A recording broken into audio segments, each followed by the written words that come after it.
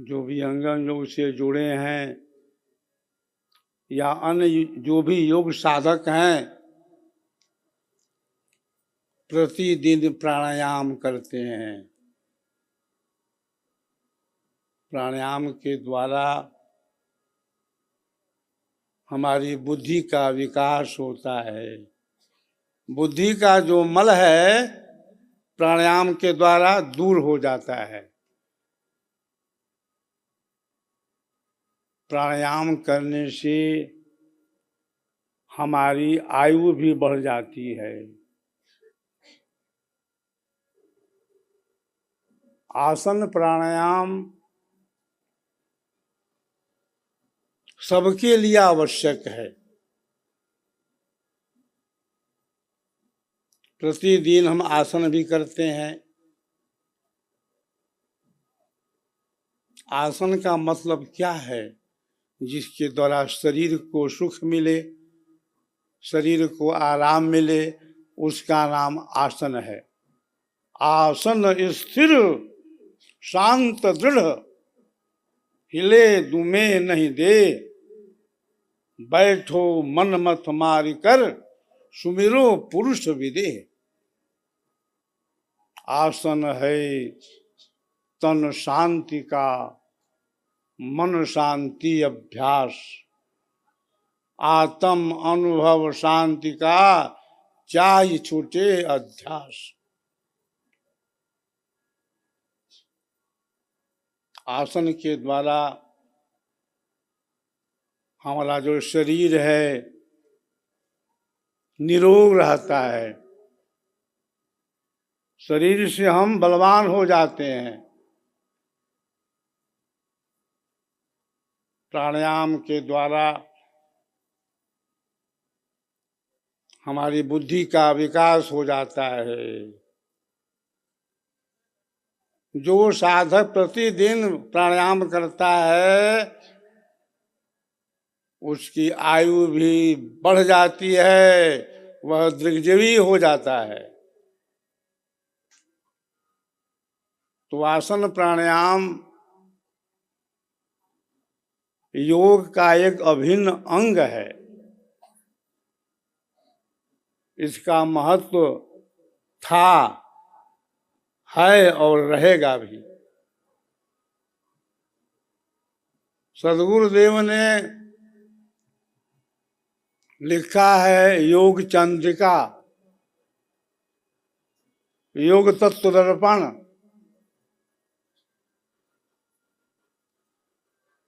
इसमें सद्गुरुदेव ने व्याख्या की है आसन क्या है, प्राणायाम क्या है। नेति धौती नौली बस्ती त्राटक भस्त्रिका कपाल भाती क्या है, अनुलोम विलोम क्या है। प्रत्येक साधक को प्रतिदिन आसन करना आवश्यक है। प्राणायाम करना अत्यंत आवश्यक है।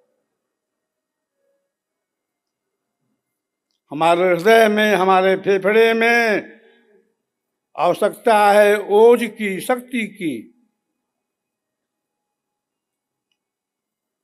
प्रतिदिन प्रातः सायं हमें टहलना भी आवश्यक है। इससे भी शक्ति जो है वो बनी रहती है।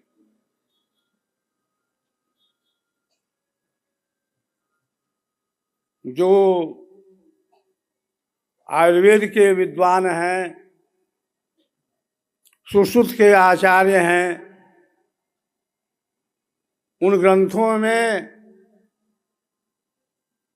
ऋषियों ने कहा सर्वमंजत परित्यज्य शरीरम मनुपालयेत तद्भावो हि भावानाम सर्वाभाव शरीराम। सब कुछ छोड़ करके, सब कुछ त्याग करके ऋषियों ने कहा शरीर पर ध्यान दो, शरीर को स्वस्थ रखो, शरीर से निरोग रहो, दीर्घजीवी बनो। जिसका शरीर स्वस्थ है उसका मन भी स्वस्थ रहता है।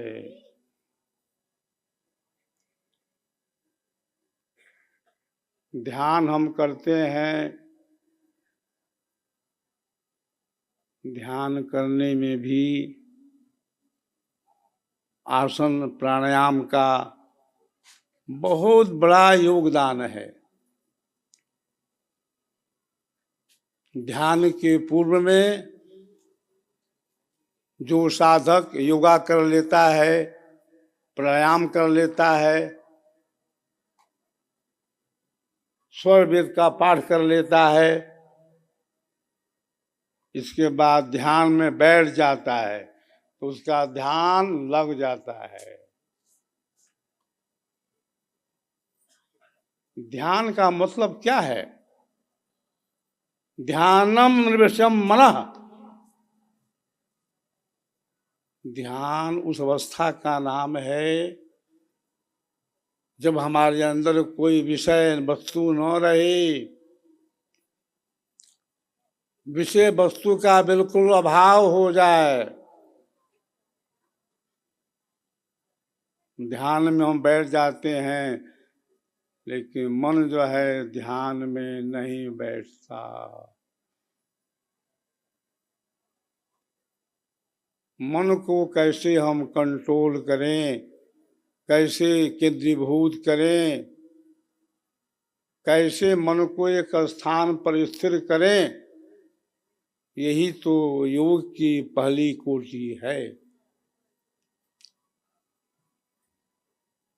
विहंगम योग के जो भी साधक हैं क्रमशः साधन आरंभ करते हैं। ऐसा कहीं और देखने को नहीं मिलता।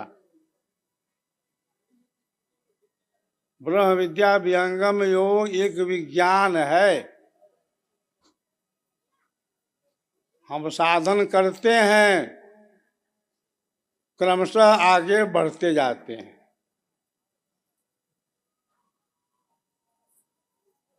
यह सिद्धांत जो है स्वरवेद का है।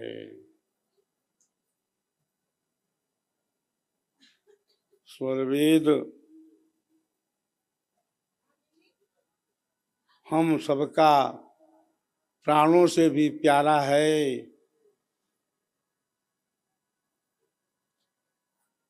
सदगुरुदेव की जो वाणी है वही तो स्वरवेद में है।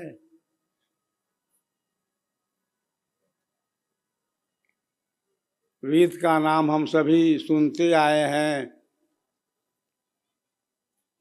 ऋग्वेद भी है, यजुर्वेद भी है, सामवेद भी है, अथर्ववेद भी है और यह है स्वरवेद, जो कि हिंदी देवनागरी में है। वेद जो है वह संस्कृत भाषा में है। सबके लिए वो सुलभ नहीं है पढ़ लेना और समझ लेना। स्वरवेद चारों वेदों का मूल है। सदगुरुदेव ने विहंगम योग के चेतन साधन के द्वारा प्रभु सदगुरु के प्रकाश में चेतन भक्ति के द्वारा चेतन मंडल में परमात्मा को प्राप्त किया। सदगुरुदेव ने कहा कि परमात्मा चेतन है, आत्मा चेतन है, चेतन ही चेतन को प्राप्त करता है।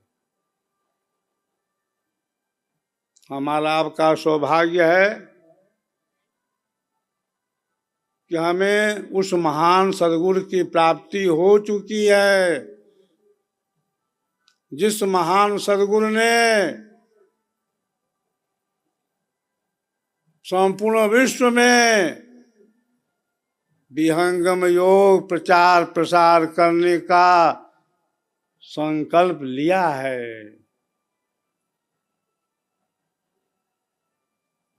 जिस महान सदगुरु ने प्रयाग की झूसी की कंदरा में बैठ करके परमाणु विज्ञान के द्वारा अक्षर के ईक्षण प्रयोग के द्वारा भूमंडल में प्रचार कर दिया है।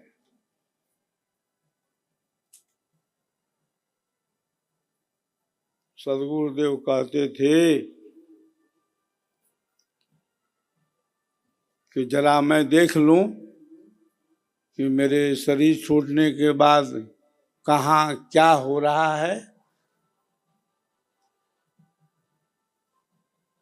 सदगुरुदेव कहते थे प्रचार तो मैं कर दिया हूं, प्रचार हो गया। मेरे शरीर छूटने के बाद मेरे उत्तराधिकारी आचार्य उपदेष्टा प्रचारक दूत सिपाही जाएंगे और प्रचार हो जाएगा।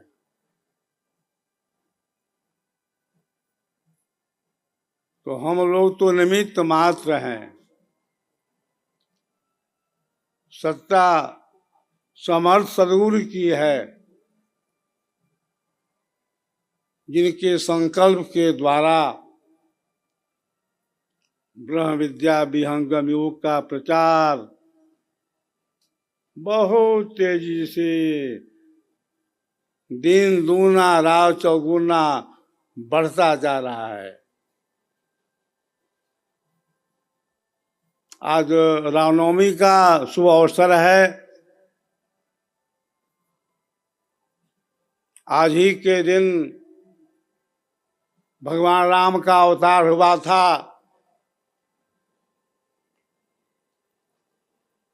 और हम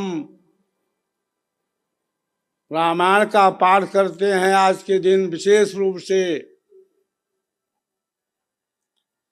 भगवान के जो प्रसाद स्वरूप हमें मिला है रामायण, उसके चौपाई का हम पुनरावृत्ति करते हैं। विहंगम योग के प्रणेता सदगुरु सदाफल देव जी महाराज और प्रथम आचार्य श्री अपने प्रवचन में अमृतवाणी में रामायण की चौपाई और भगवद गीता का श्लोक अवश्य बोलते थे।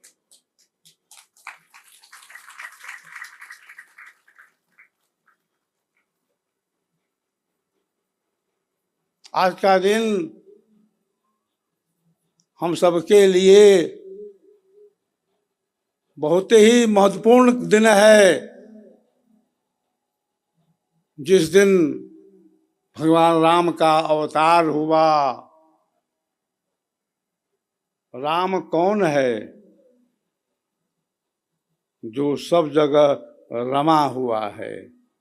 रमन्ते योगिनो यस्मिन, जिसमें योगी लोग रमण करते हैं। एक राम घट घट में बोले, एक राम दशरथ घर डोले, एक राम का सकल पसारा, एक राम सबहन से न्यारा। गोस्वामी जी रामायण के अंदर कहते हैं कि वह जो ब्रह्म है, वह जो परमात्मा है, वह असीम है, अनंत है, अखंड है।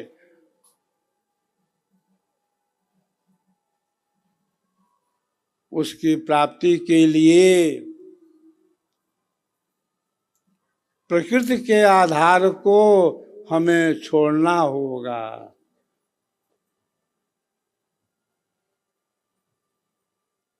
रामायण के पाठ से हमें बड़ी शिक्षा मिलती है।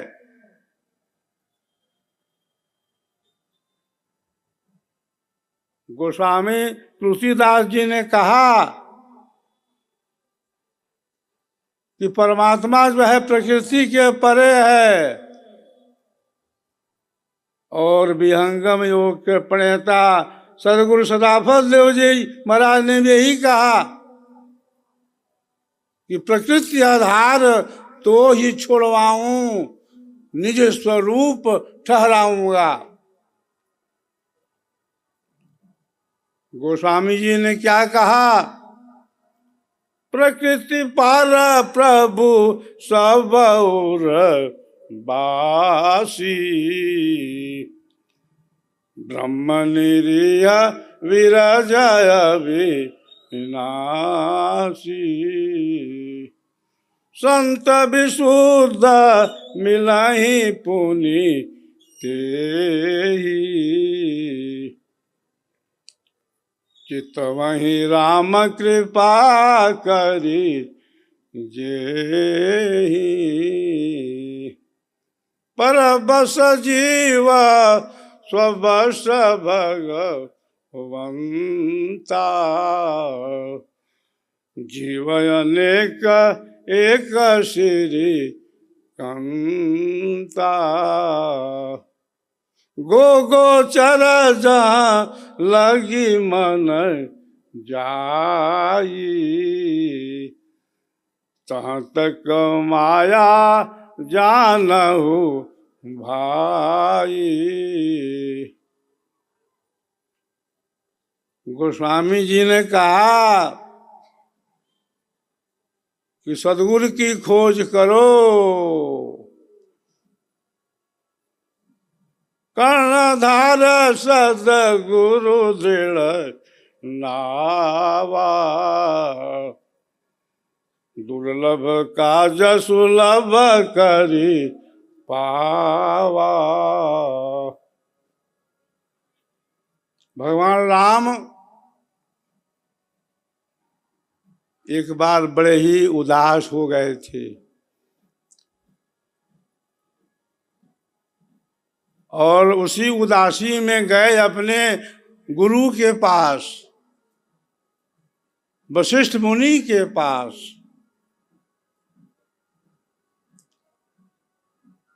भगवान राम गुरु के चरणों में बैठ करके दुखित मन से कहते हैं कि गुरुवर, इस संसार के बंधन से जीव कैसे अलग होगा?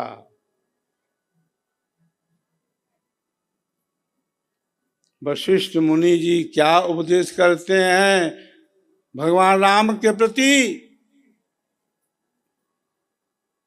जन्मांतर शताभ्यस्ता राम संसार संस्थिति सचिराभ्या योगेन न कश्चित् छिद्यते। सचिराभ्या योगेन। वशिष्ठ मुनि कहते हैं भगवान राम को कि हे राम, यह जो जीव है अनादिकाल से संसार के बंधन में फंसा हुआ है, संसार के बंधन में जकड़ा हुआ है। सचिराभ्या योगेन, जब तक वह चिरकाल तक योग का अभ्यास नहीं करेगा तब तक वह संसार के बंधन से मुक्त नहीं होगा। रामायण के अंदर गोस्वामी जी ने कहा, धर्मते विरति योगते ज्ञाना, ज्ञान मोक्ष प्रद वेद बखाना। धर्म से वैराग्य होता है और योग ते ज्ञाना।